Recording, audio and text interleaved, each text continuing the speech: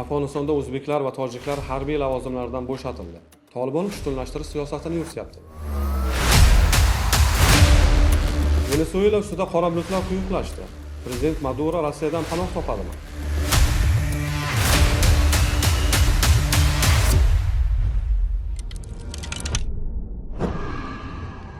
Assalomu alaykum. Bugun 21-dekabr yakshanba.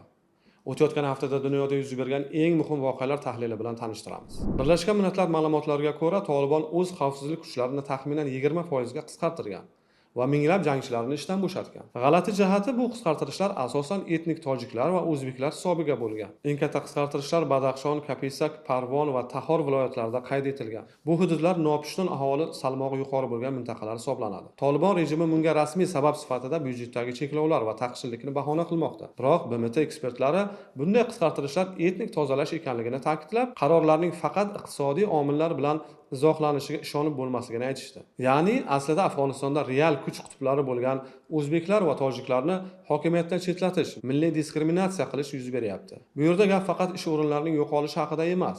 Nopushton etnik guruhlarning xavfsizlik tizimidan siqib chiqarilishi hokimiyatning asosiy tayanchi bo'lgan kuch tuzilmalarini pushtun elitasi qo'lida jamlanishiga olib keladi.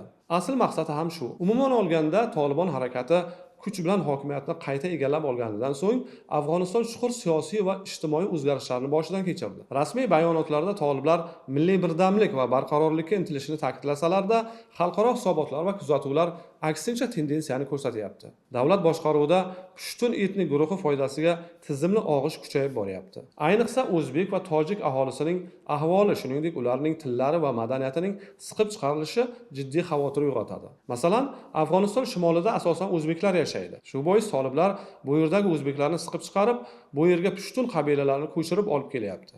Shuningdek, mamlakatda o'zbek tilining davlat tili maqomi bekor qilindi.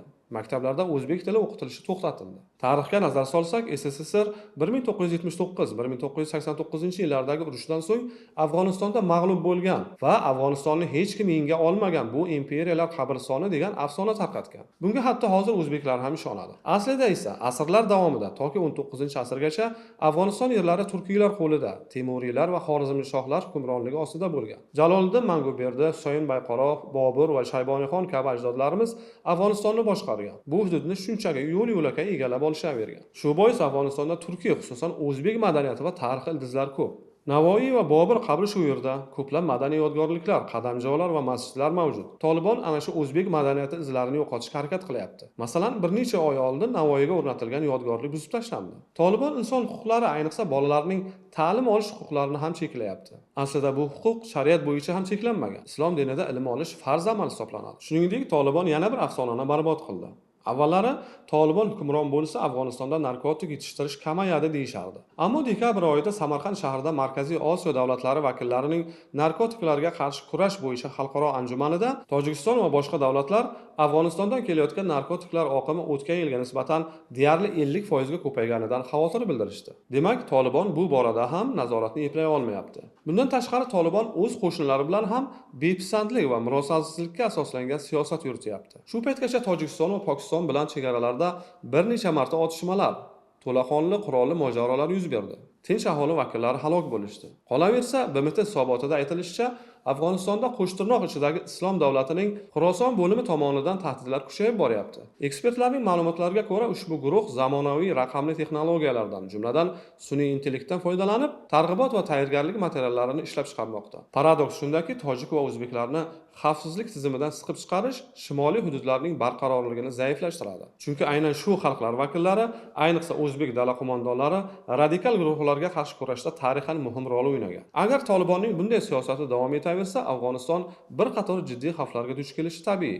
Masalan, etnik ziddiyatlarning kuchayishi, marginallashgan jamoalar radikallashuvi, mamlakat shimolidagi pushtun bo'lmagan aholi o'rtasida separatizm kayfiyatlarining kuchayishi, Tolibon rejimiga nisbatan xalqaro yakkalanishning chuqurlashuvi, transmilliy ekstremistik tahdidlar oldida davlat zaiflashuvi shular jumlasidandir. Zero Afg'oniston tarixi shundan dalolat beradiki, bu yerda etnik yoki mafkuraviy monopoliya o'rnatishga urinishlar barqarorlikka emas, balki mojarolarga olib kelgan. Ammo O'zbekiston Afg'oniston bilan munosabatlarda diplomatik vazminlik, konstruktiv va pragmatik siyosat yurityapti.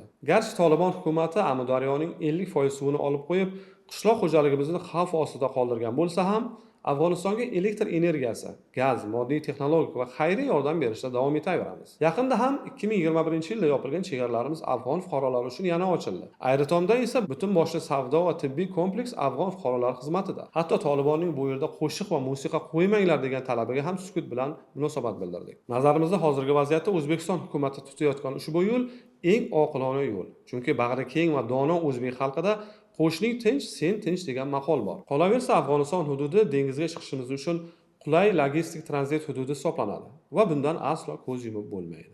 Kecha AQSh Moliya vazirligi Venesuela prezidenti diktator Nikolas Maduro va uning xotini bilan bog'liq 7 shaxsga nisbatan sanksiyalar joriy etilganini e'lon qildi. Moliya vaziri Besentning so'zlariga ko'ra, ular mintaqada tinchlik va barqarorlikka tahdid solayotgan Maduroning jinoiy narkotik kartelini qo'llab-quvvatlagan. Sanksiyaga uchraganlar orasida birinchi xonim jiyanining qarindoshlari ham bor. U ilgari davlatga qarashli neft kompaniyasi PDVSA'ning korrupsiya sxemalarida ishtirok etgani uchun cheklovlar ostida qolgan edi. Sir emas, 2025-yilning oxirgi oylarida AQSh prezidenti Donald Tramp ma'muriyati Venesuelaga bosimni yanada kuchaytirdi. Narkotik tashuvchi kemalarga qarshi operatsiyalar o'tkazilmoqda. Sanksiyalar ostidagi neft tankerlari musodara qilinyapti. Shuningdek, Venesuelaga yo'l olayotgan va undan chiqayotgan tankerlarga nisbatan blokada joriy etildi. Bu munosabat Karib havzasida AQSh harbiy kuchlarining faollashuvi va Karakasga nisbatan keskin siyosiy ritorikada ham o'z ifodasini topmoqda. Vashingtonning asl maqsadi faqatgina giyohvand moddalar aylanmasi yoki korrupsiyaga qarshi kurash emas, balki Maduroni hokimiyatdan chetlatish yoki uni iste'foga chiqishga majbur qilish hisoblanadi. Chunki Maduro saylovda mag'lub bo'lsa-da, hujjatlarni qalbakilashtirib, hokimiyatni noqonuniy egallab olgan edi. Manbalarga ko'ra, Tramp Maduroga muayyan muddat ichida lavozimni tark etish talabi qo'yilgan ultimatumlarni ham ilgari surgan. Avvalroq esa Maduro Tramp ma'muriyati bilan maxfiy muzokaralarda unga vaqt berishlari, amnistiya e'lon qilish va korrupsiya va byudjetdan talab topilgan boyliklarni saqlab qolishlarini so'rab yalinib iltimos qilgani ma'lum qilingan. Ayrim ma'lumotlarga ko'ra, Maduro hatto AQSh kompaniyalariga Venesuela neft zaxiralaridan foydalanish imkoniyatini berishga ham tayyor bo'lishi mumkin. Bu uning diktatorlik rejimini saqlab qolishiga yordam bersa kifoya. O'zi umuman tarixda diktatorlar shunday bo'lishgan. Do'ppi tor kelib qolganida davlatni ham sotib, o'z joni va boyliklarini asrab qolishga urinishgan. Shuningdek, Tramp ham o'z chiqishlaridan birida bu mintaqadagi neft konlari aslida AQSh nazoratida bo'lgani, keyinchalik esa diktatorlar ularni tortib olganini iddao qildi. Donald Tramp ommaviy chiqishlarida harbiy kuch ishlatish ehtimolini, hatto quruqlikda zarbalar berish ssenariylarini ham istisno etmayapti. Shu bilan birga Maduro uchun asosiy shartlardan biri hokimiyatdan ketgan taqdirda ham o'zi va yaqin atrofidagi shaxslar uchun to'liq amnistiya ta'minlanishi bo'lib qolmoqda. Bu esa hokimiyatni tinch yo'l bilan topshirish imkoniyatini ancha murakkablashtiradi. Oxirgi paytlarda Nikolas Maduro Rossiyadan siyosiy yoki shaxsiy boshpana olish mumkinligi ham ommaviy axborot vositalarida muhokama qilinmoqda. To'g'ri, tarixan Rossiya, Xitoy va Eron Maduro uchun ehtimoliy strategik ittifoqchilar sifatida qaralgan. Ammo ayni vaziyatda Rossiyada siyosiy boshpana berilishi haqida kelishuv mavjudligini tasdiqlovchi aniq dalillar yo'q. Lekin Maduro haqiqatan ham Rossiyadan siyosiy boshpana yoki harbiy yordam so'rasa, bu Vashington va Moskva o'rtasida jiddiy diplomatik mojaroga sabab bo'lishi mumkin. Ayniqsa Ukraina borasida Tramp Putinni qo'llab-quvvatlash siyosatidan aynib qolishi ham mumkin. Ba'zi tahlilchilarning aytishicha, Trampni narkotiklar oqimi qiziqtirayotgani yo'q. Asosiy maqsadlar neft konlari, AQSh geosiyosiy ta'sirini kengaytirish va eng muhimi Janubiy Amerikada Rossiya ta'sirini kuchsizlantirishdan iborat xolos. Bu geosiyosiy o'yinlar nima bilan tugashi hozircha aniq emas. Kuzatishda davom etamiz. Bugun sizlar bilan baham ko'rmoqchi bo'lgan tahlillarimiz shulardan iborat edi. Keyingi dasturlarimizda uchrashguncha xayr.